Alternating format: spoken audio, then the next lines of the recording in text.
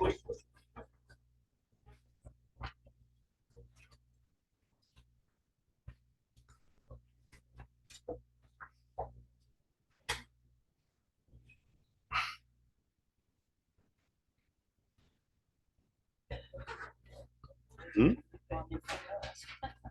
Ah ouais,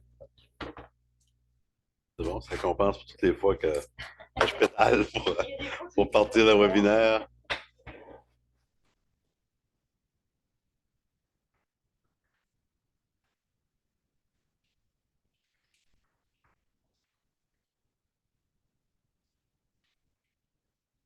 Pas rien de...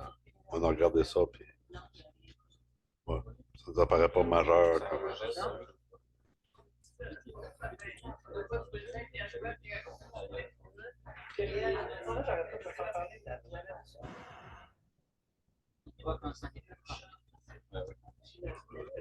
C'est ça.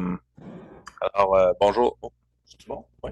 Bonjour tout le monde, bonsoir. Bienvenue à cette séance extraordinaire qui vise l'adoption du budget municipal de Carleton-sur-Mer, budget 2024, sur lequel on travaille, l'équipe travaille depuis, je vous dirais, le mois d'août, assurément, là, avec des grandes orientations. Puis c'est le fruit d'une longue démarche, long travail quand même pour arriver à l'adoption d'un budget. On en est très heureux ce soir. Donc, il va y avoir deux séances, là, une après l'autre, deux séances publiques. La première, c'est la séance extraordinaire où on va adopter les prévisions budgétaires et le plan triennal en immobilisation. Et la deuxième, on va adopter le règlement de taxation qui découle. Donc, ça doit se faire dans deux séances consécutives distinctes.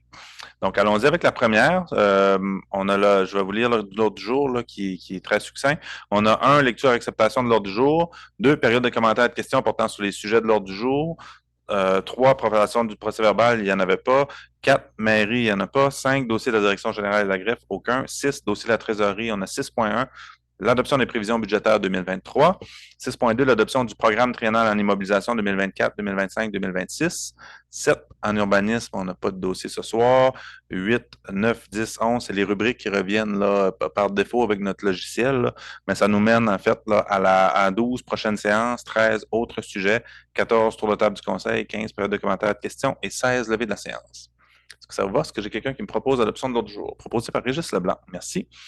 Je vais même me permettre de passer outre le point 2 là, sur les commentaires sur la séance de l'ordre du jour parce que c'est vraiment dédié au budget. Donc, je vais prendre le temps de vous l'expliquer. Puis après ça, on pourra prendre les commentaires ou les questions si vous n'avez par la suite. Alors, on peut y aller avec le point 6.1 qui est l'adoption des prévisions budgétaires. On vous a fait une petite présentation. En fait, notre directeur général a travaillé sur cette présentation-là qui résume un peu. Donc, ça a été une année, c'est une année particulière. Comme à tous les 3 ans, on est en dépôt de rôle d'évaluation. L'ensemble des valeurs de toutes les maisons change à tous les 3 ans et réévalué. Ça amène une gymnastique un peu plus complexe lorsqu'on présente le budget, je dirais. Quand on fait le budget, on débute toujours par les charges, par les dépenses, puis ensuite, au niveau des revenus, on va équilibrer nos revenus pour être en mesure d'arriver avec un budget qui balance, qui est à zéro, avec la taxation. Donc, on va chercher les revenus de taxation nécessaires, mais ça a un impact qui est différent d'une propriété à l'autre parce que l'ensemble des valeurs des maisons change. De façon globale, l'augmentation moyenne de la valeur des maisons est de 34 sur le territoire. Mais il y en a qui vont augmenter de 10, puis il y en a qui vont augmenter de 40 Donc, ça amène une petite distinction, mais je vais vous le présenter tout à l'heure en détail, l'impact que ce budget-là va avoir sur le compte de taxes pour les différentes résidences sur le territoire. Donc, pour 2024, il y a une augmentation de façon globale du budget d'environ 1 million de dollars. On va vous expliquer. Là, on passe un budget de tout près de 11 millions.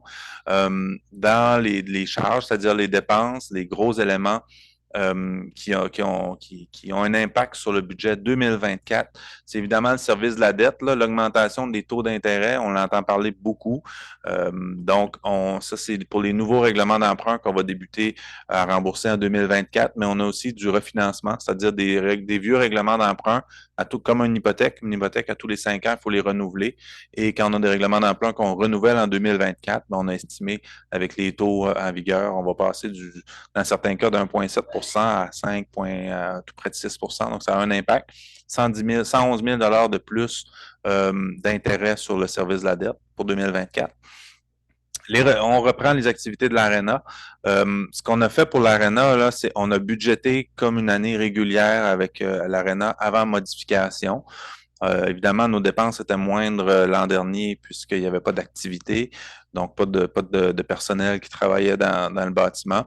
On va le voir là au cours de 2024 avec les nouveaux systèmes. C'est possible qu'il y ait des économies d'énergie, mais on n'était pas en mesure de le chiffrer. Donc, pour être plus prudent, on est allé avec le budget 2022, les mêmes montants. Regroupement et optimisation des services incendie à Avignon-Ouest, vous l'avez beaucoup entendu parler, c'est le nouveau service incendie. Au global, ça a un impact de 300 000 sur le budget. Ça ajoute une dépense de plus de 300 000, mais on va aussi chercher des revenus, évidemment, des municipalités avoisinantes. Donc, les municipalités qui font partie du service incendie vont nous verser un revenu. Mais pour nous, pour la ville, si on compare ce que ça nous coûtait en 2023 versus ce que ça va nous coûter en 2024, c'est 60 000 l'impact que ça va avoir. Évidemment, on va avoir un service qui est bonifié sur le territoire, mais c'est ce qui va se refléter, en fait, là, dans notre budget. Étude de sécurité du barrage, c'est un 53 000. On l'a adopté en séance publique là, tout récemment. Là, on se doit de faire cette étude-là pour évaluer le barrage qui est dans le coin des sentiers de l'Éperlan, donc qui est une ancienne prise d'eau municipale maintenant qui n'est plus utilisée, mais on se doit de maintenir ce barrage-là. 53 000 pour l'étude en 2024. C'est possible que plus tard en 2024 ou même en 2025 qu'on ait des subventions pour compléter. Mais au moment de faire le budget, là, on n'avait pas les informations encore à ce niveau-là. Contrat de conciergerie, c'est un contrat qu'on a octroyé cet automne. Ça a augmenté de 50 000. On est passé de 100 000 à 150 000. C'est quand même une augmentation marquée qui a un impact au niveau des dépenses. Fonds des projets soutenus par le Fonds de plein air et loisirs. La ville a un historique. On travaille avec le monde culturel depuis plusieurs années. On a une enveloppe de soutien aux organismes culturels. Puis, avec la dernière planification stratégique, on voulait travailler davantage pour avoir un milieu de vie qui est actif à l'année. On s'est rendu compte qu'on avait beaucoup d'organismes en plein air sur le territoire, de plus en plus, et on voulait les soutenir, trouver une façon de les aider dans le déploiement, puis ultimement d'avoir des impacts dans notre communauté. Et ce qu'on a décidé de faire, c'est d'ouvrir un appel à projet, puis les organismes pouvaient déposer pour aller chercher jusqu'à 10 000 de financement. Et on a fait l'analyse des projets. On a eu plein de beaux projets qu'on pourra vous présenter dans une séance ultérieure, mais qui totalisent 37 000 qu'on soutiendrait. C'est des projets qui vont se réaliser l'an prochain, qui visent à faire bouger notre population. Transport et élimination des matériaux secs, ça a augmenté aussi. Il y a une majoration là, du taux du prix, en fait, là, de l'enfouissement au LET. On passe de 130 à 132 la tonne. Et il y a aussi une augmentation, là, on le constate depuis plusieurs années. Au lieu de dépôt de matériaux secs, il y a de plus en plus de volume. Donc, ça fait augmenter les coûts. Pour le budget 2024, c'est plus 27 000 à ce niveau-là dans les dépenses. Création d'une réserve financière pour les élections, c'est maintenant une obligation qu'on a que de se doter d'une réserve financière. Comme on vient toujours de passer des élections, donc on va renflouer la réserve avec un 20 000 pour 2024. Et ensuite, création d'un poste d'agent ou d'agente à l'animation, culture et loisirs. C'est nouveau pour 2024. C'est 18 000 de plus par rapport à 2023. Depuis au moins 10 ans, la Ville dépose des demandes de stage. Il y a un programme à l'Université du Québec à Trois-Rivières qui offre le programme en récréologie. Et presque chaque année, on arrive à avoir des stagiaires. Et ce qu'on s'est rendu compte, c'est que il y a vraiment un besoin, il y a une charge de travail qu'on doit faire. Ces personnes-là s'occupent du camp de jour, entre autres, puis bon, de soirées des bénévoles. Il y a une foule de travail à faire, mais on manque un peu de temps. Donc, ce qu'on a décidé de faire pour soutenir, pour accompagner notre équipe au loisir, à culture, à vie communautaire, c'est de se doter d'un agent ou d'agente à l'animation qui va avoir un peu plus de semaines que stagiaire, qui va être une professionnelle aussi. Donc, ça va venir vraiment aider l'équipe. C'est une nouveauté pour 2024. Si on poursuit dans les charges, on a le service régional de protection animale aussi qui est un ajout pour 2024. C'est à valider, mais le conseil s'engage à verser 18 000 Il faut que l'ensemble des municipalités des MRC Avignon et Bonaventure adhèrent pour que le service voit le jour, mais l'idée, ça serait de soutenir le réseau de protection animale qui ferait la gestion des médailles, des chiens et des chats. Il s'occuperait des animaux errants, entre autres, sur le territoire. Le contrat d'audit pour les états financiers municipaux a augmenté. Ça monte partout dans tous les organismes sur lesquels je siège. Il y a vraiment une augmentation marquée des frais, pour faire les audits financiers. Plus 17 000. 000.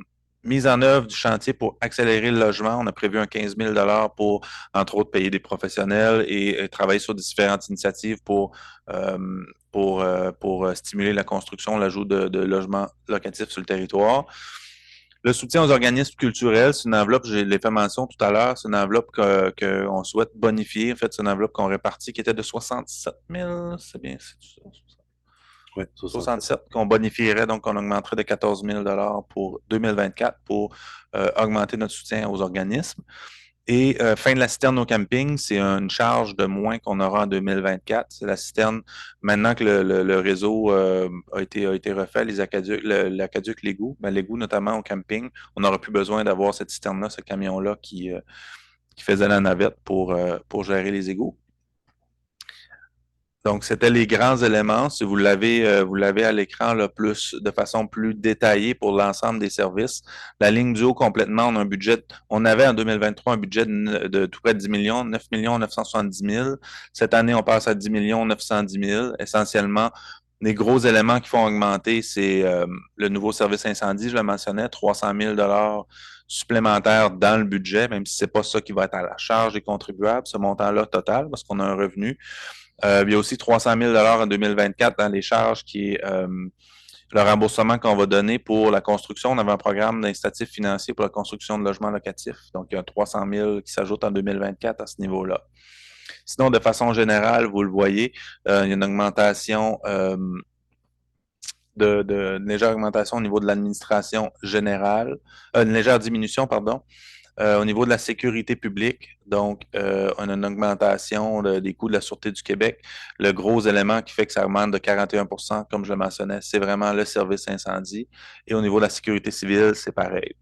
Donc, on est de façon générale, là, je pourrais vous dire qu'il n'y a pas eu de grandes orientations pour dire on augmente les dépenses de X on les diminue de X. C'est vraiment chacun des départements, on a regardé poste budgétaire par poste budgétaire pour optimiser tout ça. Donc, au niveau du transport, on passe d'1 188 000 à 1 282 000. C'est une augmentation de 7,9 La voirie augmente de 637 à 725 000. Au niveau de l'enlèvement de la neige, on est sensiblement similaire.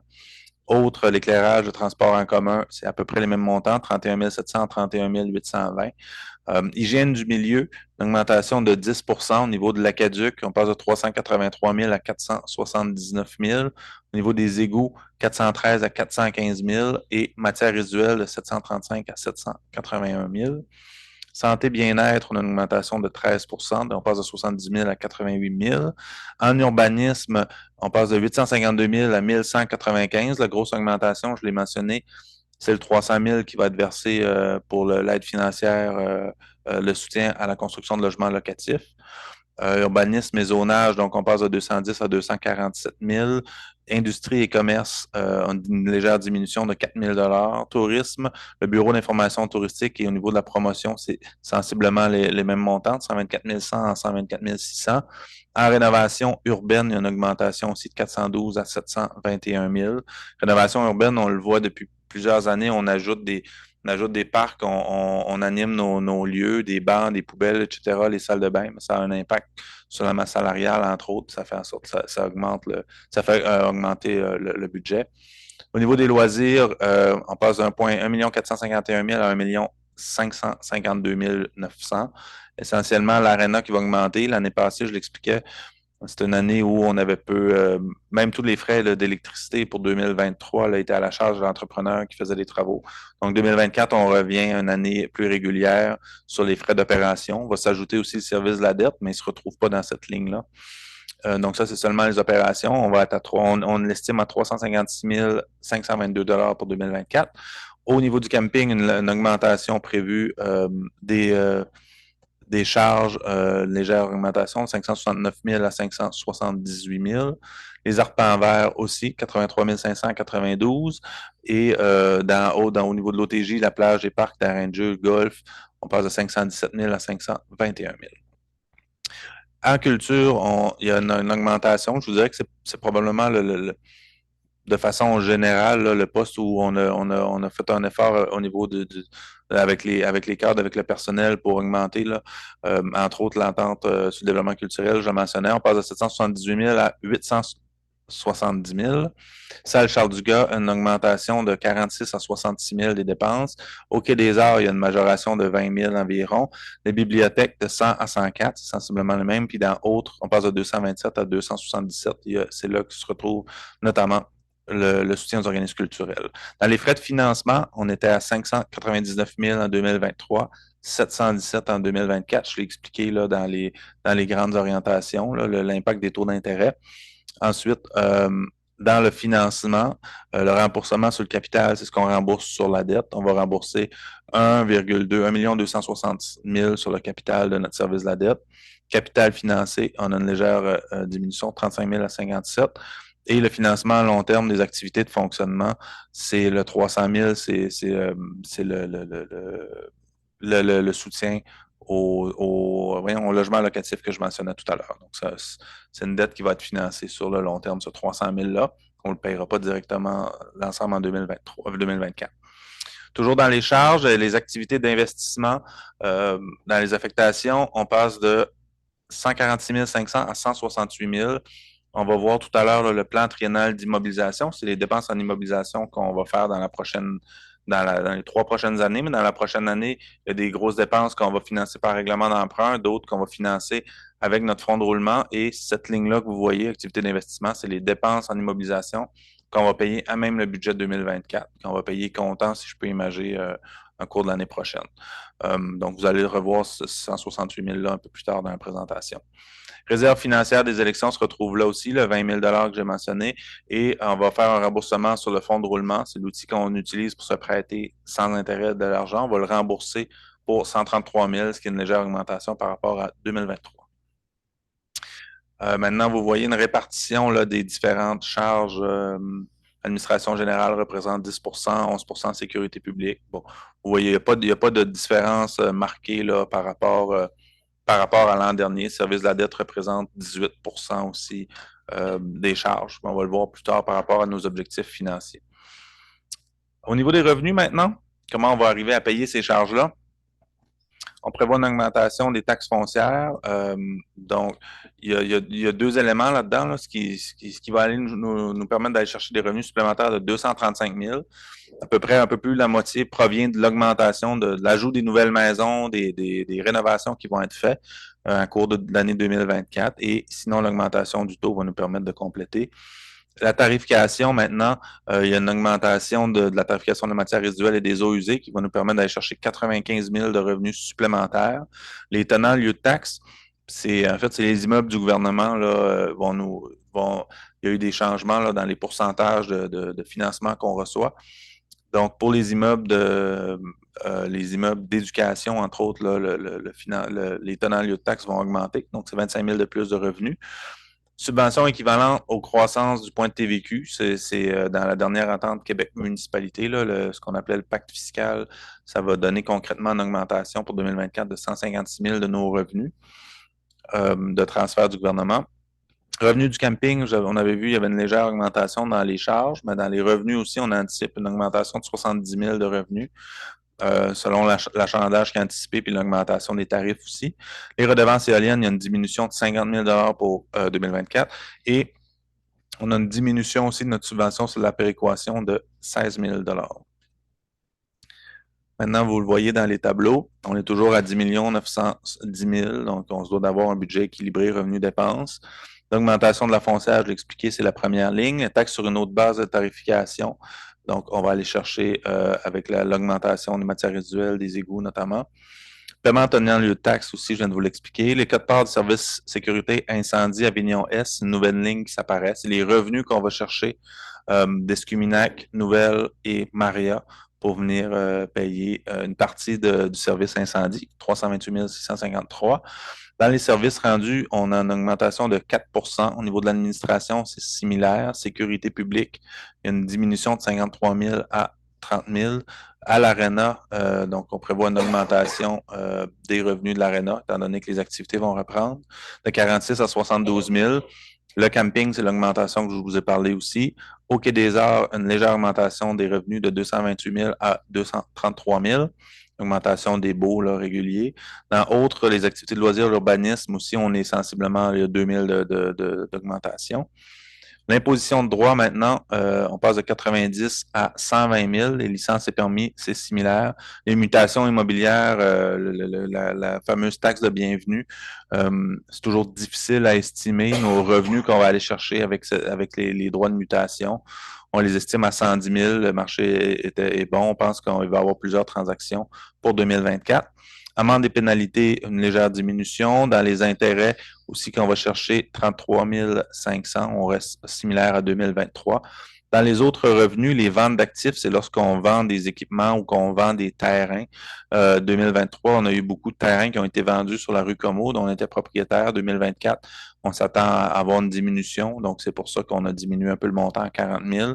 Les redevances éoliennes vont diminuer aussi, comme je le mentionnais, là, selon le budget de la Régie intermunicipale de l'énergie. On s'attend à avoir une diminution des contributions des versements de la Régie. On passera de 597 à 583 000. Dans les transferts, maintenant, une augmentation. Le point de TVQ, je l'ai expliqué, on passe de 133 000 à 272 000. En fait, il n'y a pas juste le point de TVQ, ça inclut aussi la péréquation là, dans cette ligne-là. Sécurité publique, réseau routier, hygiène du milieu, loisirs et culture, on passe de 355 000 à 414 000. Voilà la répartition des différents revenus. S'ajoute le transfert non, c'est-à-dire la ligne à 3 là, qui n'était pas là, la ligne à pointe de tarte pour le service incendie qui s'ajoute, qui est nouvelle pour 2024. On est à 40 là, dépendant de la taxe foncière. Donc, si on se compare aux municipalités, c'est quand même intéressant. On va chercher des revenus autonomes avec le camping. C'est un défi dans le monde municipal que de varier ses revenus. Là. À 44 on est quand même en bonne position. On ne dépend pas trop de la taxe foncière. C'est toujours un défi. Alors voilà comment ça va se concrétiser sur les taux et la tarification pour 2024. Donc en 2023, on était à 98,64 sous du 100 d'évaluation. Comme je l'expliquais, la valeur des maisons a augmenté en moyenne de 34 Si on maintenait 98 sous du 100 d'évaluation, ça voudrait dire que le compte de taxes augmenterait en moyenne de 34 On comprend que ce serait beaucoup trop élevé. Donc, on diminue le taux de taxe pour compenser l'augmentation et pour arriver à un taux pour 2024 de 75 sous du 100 d'évaluation. C'est une diminution de 23 sous par rapport à 2023, mais vous allez voir comment ça peut se répercuter plus concrètement sur un compte de taxes. Pour le non-résidentiel, c'est-à-dire les immeubles commerciaux, on va passer d'un 1,69 à 1,58 du 100 d'évaluation. L'augmentation des valeurs a été moindre dans le commercial qu'elle l'a été pour le résidentiel. C'est pour ça que la diminution de taux est moins marquée à ce niveau-là. L'industriel, c'est un nouveau taux qu'on a ajouté pour les immeubles industriels. On en a peu sur le territoire, mais on a vu qu'il y avait une distinction entre l'augmentation de la valeur dans l'industriel versus le non-résidentiel, là, qui est le commercial, si je peux imaginer. C'est pour ça que la diminution est plus haute parce que l'industriel avait monté beaucoup plus que le non-industriel, non-résidentiel. Et les terrains vagues desservis, c'est les terrains où il n'y a pas de construction de résidence, mais qui sont desservis par l'Aqueduc et l'égout. Il y a une augmentation de 1,47 à 1,50 le 100 d'évaluation. Les taxes sur une autre base, c'est-à-dire notre tarification, au niveau de l'Aqueduc, on est au même montant que 2023. Les égouts, il y a une augmentation de 5 et ça suit vraiment le budget. Là. Le budget global, quand on regarde nos dépenses pour toute la gestion du réseau des égouts, ben, on le répartit selon le nombre de portes, le nombre de résidences, et ça nous donne ces montants-là. Matière résiduelle, il y a une augmentation de la fréquence, du tonnage, du site de matériaux de transbordement et il y a une légère augmentation du LET, en fait, des frais d'enfouissement. Donc, on passe de 220 à 245 ce qui veut dire que pour une maison qui est desservie par l'Aqueduc, l'égout et les matières résiduelles, ça représente sur le compte de taxes une augmentation de 35 pour une maison qui a tous ces services-là. Évidemment, s'il n'y a pas l'égout, il n'y aura pas d'impact. Mais donc, voilà. Si on poursuit pour voir un peu là, à quoi ça peut ressembler concrètement, là, la première ligne, c'est l'évaluation moyenne. En 2023, la valeur moyenne des maisons était de 185 952. On avait un taux de taxe de 98 sous le 100 d'évaluation, 99 si j'arrondis. Ça veut dire que la maison moyenne en 2023 payait 2644 le compte de taxe. La foncière plus les tarifs. Donc, l'aqueduc, l'égout, les matières résiduelles, 2664. Si je vous ramène à la troisième ligne, qui est en gras, pour la maison moyenne a augmenté de 34 cette année. Donc, il est passé de 185 à 249 000. Pour cette même maison-là, le taux, on a diminué le taux à 75 sous. Ça veut dire qu'on a augmenté un petit peu aussi les égouts à 320 et les matières résiduelles à 245. Donc, la maison moyenne qui aurait augmenté de 34 verrait une augmentation de son compte de taxes de 75 $. On passera de 2644 à 2720. Une maison qui va avoir augmenté de 29 euh, va arriver avec le chiffre en bas du compte de taxes régulier. Puis les maisons qui vont avoir augmenté de plus de 40 vont voir une augmentation à 40 de 6 Dans la prochaine diapo, là, ça l'illustre bien aussi. Donc, le tiers, c'est particulier à dépôt de rôle, le tiers des résidences va avoir une diminution du taux de taxe pour situer les gens à partir de tous ceux qui vont augmenter de plus de 29 la valeur de la maison vont avoir une augmentation de leur compte de taxes et ceux qui vont avoir monté de moins de 29 vont avoir une diminution du compte de taxes. C'est un peu les mêmes données qui reviennent. Donc, la maison moyenne à 34 voit un compte de taxes, une augmentation moyenne de 2,8. Donc, le chiffre qu'on va présenter, l'augmentation des taxes moyennes sur le territoire pour se comparer, c'est 2,8 Donc, il y a 2,5 d'augmentation de la taxe foncière pour une maison moyenne et il y a 0,34 d'augmentation des services. C'est ce que ça représente pour la maison moyenne, le 76 que je vous présentais, 75 tout à l'heure. Donc, c'est 2,8 pour la maison moyenne. Évidemment, ça va fluctuer selon la variation des valeurs de chacune des maisons. Si on se compare, donc on revient, c'est là qu'on présentait le 2,84 que je vous mentionnais tout à l'heure. La maison moyenne, donc, va augmenter de 2,4 sur le compte de taxe sur la ligne du bas. Maintenant, pour vous démontrer un peu pour 2024, dans nos prévisions, pour l'impact financier de ces différentes infrastructures-là. C'est souvent des questions qui nous étaient posées par des contribuables. On prévoit des revenus de 72 000 ARENA, des charges de 351 000, service de la dette qui s'ajoute, qui est nouveau pour 2024 avec le règlement d'emprunt qu'on fait de 172 000, ce qui fait des charges de 595 000 et un déficit. L'Arena en 2024 va nous coûter 523 772 collectivement à opérer. Évidemment, ça peut jouer, là, je l'expliquais tout à l'heure, avec la variation sur les charges, là, dépendamment des frais d'électricité et tout ça, on va pouvoir voir, mais c'est ce qu'on estime pour le moment. Au camping, on estime un bénéfice de 775 856, c'est ce qu'on a budgété pour 2024. Aux arpents verts, évidemment, c'est un service qu'on offre à la population. On est là pour offrir des services, c'est normal que ce soit déficitaire. 67 289. Le Quai des Arts, c'est 218 260, l'impact sur le budget au net. Et le golf, on budgète 56 571 d'excédent de suite sur les opérations. Maintenant, si je passe au PTI, le plan triennal d'immobilisation, c'est ce qu'on prévoit faire en dépenses d'immobilisation pour l'an prochain. Le gros projet, le plus gros, c'est la réfection de la chaussée sur la route Saint-Louis, de la 132 pour environ 1 kilomètre, le premier kilomètre environ. C'est un montant de 754 000 qui est estimé. On est en attente d'une réponse pour avoir une subvention qui va rembourser, qui devrait rembourser 90 de ce montant-là. Donc, 75 000 à la charge des contribuables seulement. Réfection intérieure des bâtiments, service au camping. On a un camping, vous l'avez vu, qui est très profitable, qui nous permet d'aller générer des revenus autonomes. On a depuis 4-5 ans, on augmente là, graduellement la tarification. Et pour ce qu'on constate, c'est que là, on est rendu à l'étape de mettre à niveau les bâtiments sanitaires parce que c'est l'élément qui nécessite là, des mises à niveau sur le terrain. On a un terrain d'une très bonne qualité, on a un bon achalandage, on veut le maintenir, on veut maintenir les bénéfices de ça, donc ça implique des investissements évidemment. Système d'irrigation au golfe du côté de la mer pour le premier 9 trous. On doit refaire le système d'irrigation qui arrose en fait là, les verts. Et on a vraiment des problèmes. À chaque fois qu'on les ouvrait en 2023, là, il y avait toujours des bris. Donc, c'est nécessaire depuis plusieurs années qu'on l'a là, sous le radar. Donc, on va le faire en 2024 de 450 000.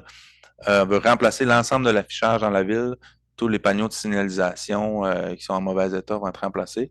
On l'estime à 300 000. On a 100 000 de budget pour l'aménagement du parc de l'OTJ. L'aménagement des jeux d'eau et terrains de pétanque, c'est le projet qui a été retenu dans le budget participatif. Avec les terrains de pétanque, on l'estime à 120 000. Ensuite, on veut commencer à travailler sur un projet de construction d'un nouveau garage municipal. On va être au concept préliminaire, faire des plans et devis. On estime à 40 000. Camionnette et côte à côte électrique pour le camping, c'est des remplacements qu'on se doit de faire d'équipement pour 100 000. Et on a un 85 000 de prévu d'aménagement au Quai des Arts et pour les équipements, la console de son, console d'éclairage. Et c'est des aménagements là, au foyer. Là, on est en discussion, en réflexion là, avec les organismes du Quai des Arts, entre autres, puis on veut faire des aménagements dans le foyer pour le mettre au goût du jour. Donc, tout ce que je vous ai présenté là, ça se retrouve dans la colonne 2024, selon les différentes rubriques du budget. Donc, au total, en 2024, on prévoit faire des investissements en immobilisation de 2 464 000. Ce 2 464 000, il y en a 167 000, je l'ai présenté au budget tout à l'heure, qu'on va payer directement dans le budget 2024. Il y a 253 000 on va se financer nous-mêmes à travers notre fonds de roulement. C'est de l'argent qu'on va se prêter, qu'on va se rembourser sur 10 ans. Et on va aller chercher des subventions pour 1 53 000. Ce qui nous reste en règlement d'emprunt. Sur le 2,4 millions, on va aller emprunter 990 400. C'est ce qui est prévu. Puis il est même possible qu'il y ait plus, le règlement d'emprunt diminue. Déjà, là, on a trouvé différentes pistes de subventions pour des projets qui sont au PTI. On n'a pas encore la confirmation, mais on a bon espoir de diminuer même ce 990 000 $. 2025-2026, je n'ai pas présenté l'ensemble des projets. Je vous dirais que c'est vraiment 2024 sur lequel on focus, évidemment, qui a un impact sur le budget, mais on prévoit quand même là, des investissements importants en 2025 là, au niveau de la voirie notamment. Et en 2026, donc 12 millions d'investissements en 2025, ça risque d'être une grosse année avec la rue de la Montagne qui va être à faire éventuellement en 2025, en fait, qui est prévu pour 2025 et un petit peu plus bas en 2026. Tout ça, évidemment, va avoir un impact sur notre service de la dette. Vous le voyez, on a décidé de présenter l'évolution de la dette là, par rapport à notre RFU. La RFU, c'est la richesse foncière uniformisée, c'est-à-dire la valeur de l'ensemble des bâtiments du territoire, là, si je résume. C'est plus pertinent, à notre avis, de le présenter en le ratio de la dette par rapport à notre richesse foncière plutôt que le chiffre absolu de la dette. Parce que si, par exemple, si vous avez un revenu de 20 000 et vous avez une dette de 10 000 dans votre budget personnel versus une dette de 10 000 sur un revenu de 100 000, ça n'a pas le même impact. Donc, la richesse augmente, le budget augmente, vous l'avez vu. Donc, au niveau de la dette, bien évidemment, elle a diminué dans les dernières années. Elle a augmenté en 2023, va diminuer par rapport à la dette de 2023. On s'attend à terminer 2024 avec un ratio de la dette nette par rapport à notre RFU de 3,25. Et ce qu'on s'est donné comme objectif financier, c'est de ne pas d'être en deçà de 4 ou 4,20 de 4 donc par 100 de RFU pour notre service de la dette. On veut maintenir nos investissements sans trop avoir d'impact sur notre dette. Et donc, ça, c'est l'évolution du service de la dette par rapport à nos charges, c'est-à-dire que le remboursement en capital et en intérêt dans notre budget représenterait pour 2024 19 %. Donc, pour chaque dollar de dépenses, il y a 19 sous qui va au service de la dette. Et ça, encore là, on s'est donné comme objectif d'être toujours en deçà de 22 %. C'est élevé si on se compare. Là, on est dans la moyenne élevée si on se compare aux autres municipalités du territoire, mais c'est plus bas que ça a été, puis on le maintient, puis on l'a à l'œil. Je pense que c'est des chiffres qui nous permettent de poursuivre notre développement sans trop s'endetter. Évidemment, c'est toujours ça qu'on a en tête, de maintenir un équilibre avec la capacité de payer. Et là, vous avez un comparatif avec les autres municipalités. C'est important de mentionner que c'est les données 2022. On a toujours des données qui proviennent du ministère des Affaires municipales là, de 2022, mais ça vous démontre un peu là, la charge fiscale, la ligne à droite, la colonne de droite complètement. Charge fiscale moyenne des logements, c'est-à-dire que la maison moyenne à Carleton-sur-Mer en 2022 payait 2003 de taxes. Et donc, ça, c'est un outil tout outil, et on essaie de vous présenter le plus possible de chiffres là, sans trop vous étourdir, mais l'idée, c'est de présenter la situation financière. la colonne de droite, c'est le meilleur chiffre qu'on peut utiliser pour comparer un peu entre municipalités. C'est pas parfait, mais ça vous démontre un peu. Donc, 2022, on était légèrement en bas par exemple, de Maria. On se ressemble beaucoup avec New Richmond, un petit peu plus haut que New Richmond qui était à 1990, Bonaventure 1700, Grande-Rivière 1600, 1852 à Gaspé, 1977 à Amqui. C'est simplement pour donner un ordre de grandeur un peu de comment on se situe si on veut se comparer sur la charge moyenne d'une résidence sur notre territoire. Toujours en 2022, je le rappelle. Est-ce que ça complète? Oui, c'est ça. C'était la dernière présentation pour le budget. Donc, et le plan triennal d'immobilisation, évidemment, qui est là-dedans. Donc, évidemment, les comptes de taxes vont sortir probablement en février. Je le répète, c'est un dépôt de rôle, donc ça va varier d'une maison à l'autre. Le chiffre à retenir, je pense, c'est la valeur moyenne. La maison moyenne augmente de 34 %. Si vous êtes en bas de 29 % d'augmentation, vous allez avoir une diminution du compte de taxes. Si vous êtes en haut de 29, vous allez avoir une augmentation qui va varier selon l'impact dans vos maisons. De façon générale, c'est les maisons entre 100 et qui valaient en 2023 entre 100 et 200 000, je vous dirais, qui ont eu plus d'augmentation. Dans les derniers rôles, on a vu les maisons à bord de l'eau augmenter beaucoup. Cette fois-ci, elles vont augmenter moins que les maisons, que la moyenne. Dernier rôle, c'était les maisons qui étaient, par exemple, dans le rang 2, avec des grands terrains qui étaient convoités, qui avaient beaucoup augmenté. Cette fois-ci, c'est vraiment la maison moyenne. Ça correspond au marché. Ce qu'on voit dans les 2 dernières années avec la pandémie, il y a eu beaucoup de ventes de maisons. Donc, les maisons entre 100 et 200 000 se sont vendues beaucoup plus haut que l'évaluation. Ça a un impact sur, évidemment, sur le rôle d'évaluation qui nous a été déposé à l'automne. Alors voilà, on pourrait procéder, si vous le voulez, membre du Conseil, à l'adoption des prévisions budgétaires au point 6.1. Est-ce que j'ai quelqu'un qui me propose ce budget? Proposé par Esteban Figueroa. Merci. Et 6.2, adoption du programme triennal en immobilisation. Denise Leblanc en fait la proposition. Merci. On va pouvoir passer directement à la période de commentaires et de questions pour les gens dans la salle. Si vous avez des commentaires et de questions, je vais juste aller voir en ligne s'il y en a.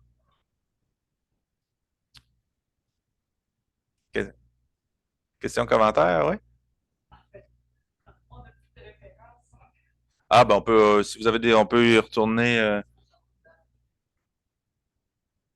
Ça va? Oui? Oui, ouais, allez-y.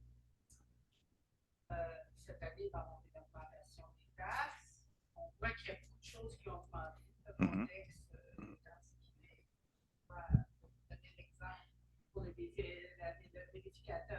Mhm.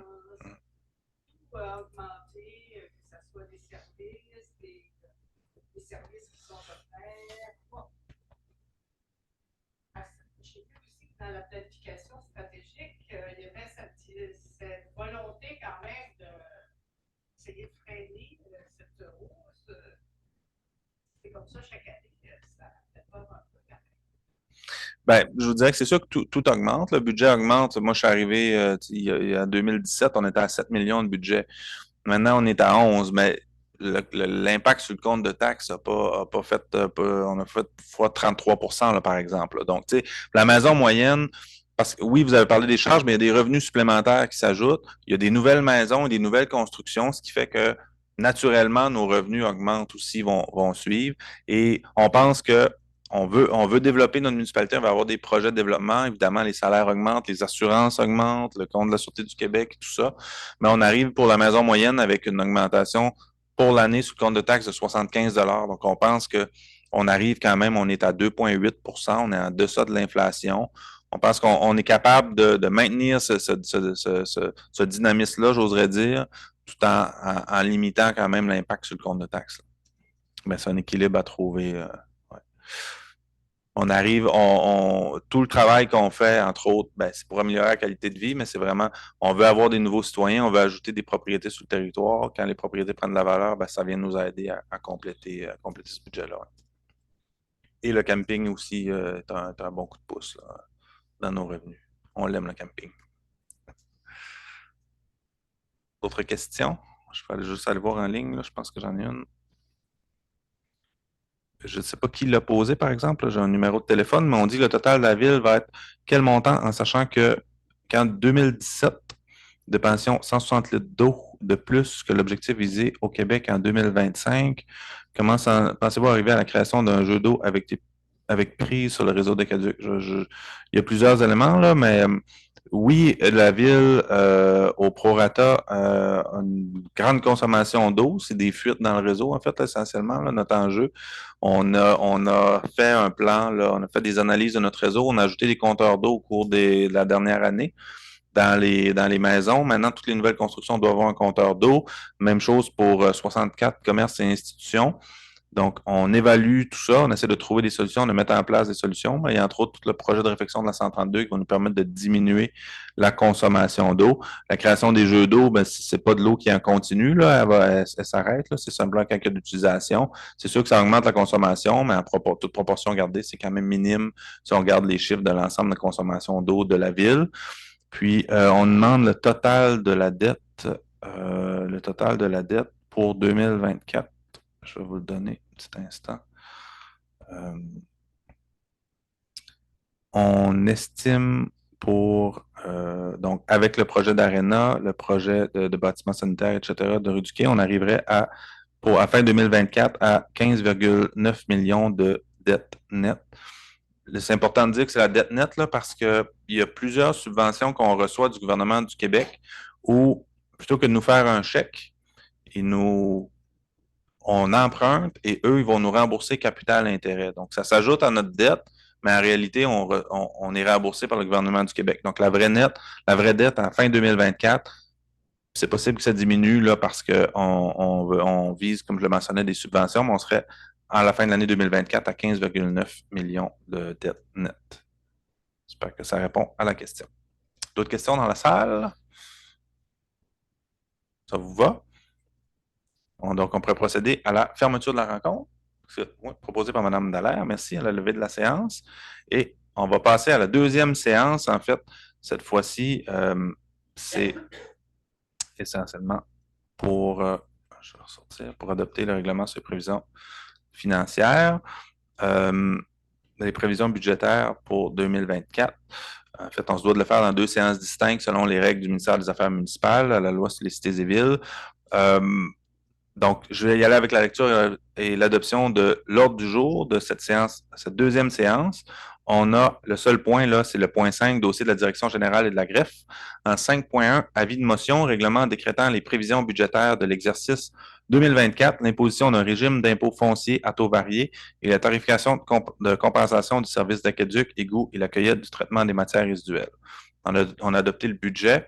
Maintenant, c'est le règlement qui nous permet de décréter le taux de taxe, le taux officiellement pour les services. Et en 5.2, 5.1, on donne l'avis de motion, c'est-à-dire on avise la population qu'on va adopter un règlement. Et en 5.2, on adopte le règlement, le même règlement, là, 2023-487 avec le même objet, décrétant les prévisions financières budgétaires de l'exercice 2024, l'imposition d'un régime d'impôt foncier à taux variés et la tarification de compensation du service d'aqueduc, égouts et la cueillette de traitement des matières résiduelles, adoption du projet de règlement. Alors voilà, c'est vraiment, je vais tout expliquer tout à l'heure avec le budget, là, c'est la partie plus technique qu'on doit adopter le règlement avec les données, avec les chiffres que je vous ai présentés dans la présentation il y a quelques minutes. Est-ce que j'ai quelqu'un qui me donne l'avis de motion 5.1, donné par Régis Leblanc? Merci. Et 5.2, on pourrait procéder. J'ai-tu demandé une résolution pour l'ouverture de la rencontre? Non, hein? Quelqu'un propose la lecture et l'acceptation de l'ordre du jour? Denise Leblanc, merci.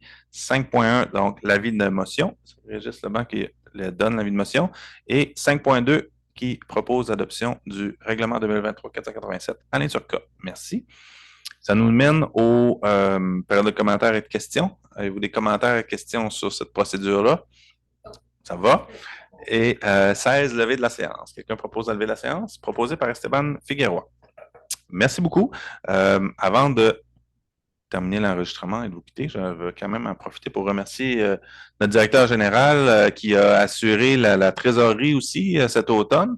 Un budget qui s'est imposé avec le départ de notre trésorière. Donc, Antoine a pris ce dossier-là qui est quand même un exercice majeur là, dans l'année au niveau municipal. C'est beaucoup d'heures de travail, de concertation, de consultation. Donc, merci pour ce travail-là.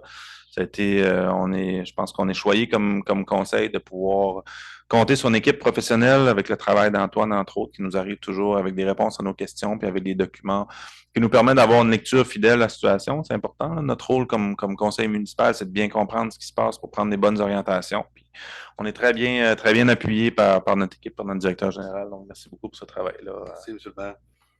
C'est un plaisir, un grand plaisir. Maintenant, ça va être l'heure de mettre à exécution ce beau budget-là. Est-ce que j'ai quelqu'un qui a proposé la fermeture de la rencontre? On a complété? Parfait. Ben, merci beaucoup. Merci tout le monde et bonne fin de soirée. Je ne vais pas laisser la parole.